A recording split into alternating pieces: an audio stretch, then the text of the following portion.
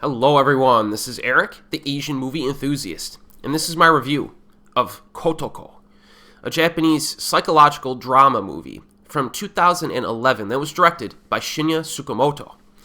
Now this is a collaboration between Tsukamoto and Japanese pop sensation Cocco, who co-writes and stars, in addition to providing music and art direction, and it tells the story of a young mother who is tormented by violent hallucinations and bouts of self-harm.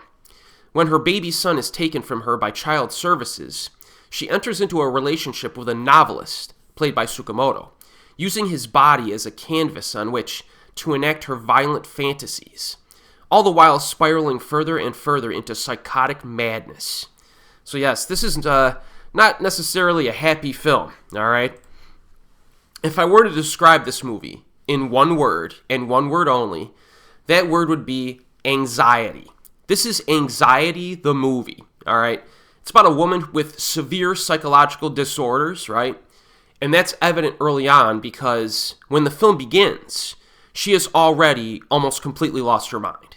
And she engages in self-mutilation, experiences hallucinations of evil doppelgangers that do not exist. And at times, she cannot tell which person is real and which is their evil doppelganger. And she'll see two, and she's not sure like which one is real and which one is in her mind. And, that results in some bad decisions on her end. And as a consequence, she chooses some extreme forms of living that create a dangerous situation for the baby. And after the kid is taken away from her, she's given visitation rights, but sees her son bonding more with his current motherly guardian as he grows up, which creates additional frustration and even more anxiety, because is she going to lose this kid forever? So Tsukamoto does a great job of ramping up like an uncomfortable psychological feeling in the film. His camera work is especially useful in this regard. Lots of frenetic movements. It's constantly moving, which disorients you, and it makes you feel anxious, just like our protagonist. The director also uses imagery and sound to ramp up the anxiety. Like early on, there's prominent use of a crying baby during the first act of the film, which is naturally repelling to listen to and see, right? Now, the romantic relationship that forms later on is very abusive, with our protagonist, woman, physically abusing the wannabe boyfriend who is injecting himself into her life. Like, he's kind of a socially awkward guy, a little off, maybe mentally, but he's really trying to help her out because he sees that she's struggling. Good luck with that, okay? Also, there are a few bits of bloody violence and a few shocking scenes, I guess I could say, but they are well executed and they supplement the psychological stuff, all right?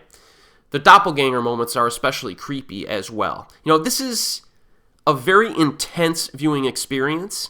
Not a horror movie per se, but it is a very effective dark drama that I tend to appreciate more every time I watch it because there's stuff that you can mine out of it. You'll see certain scenes and you get a little bit more out of it every time you watch it. Pretty dense film and fairly briskly paced and intense. Currently available streaming on YouTube and Amazon. It's also available on Blu-ray.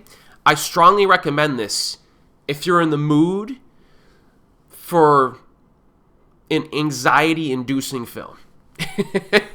And as always, folks, I'll see you next time.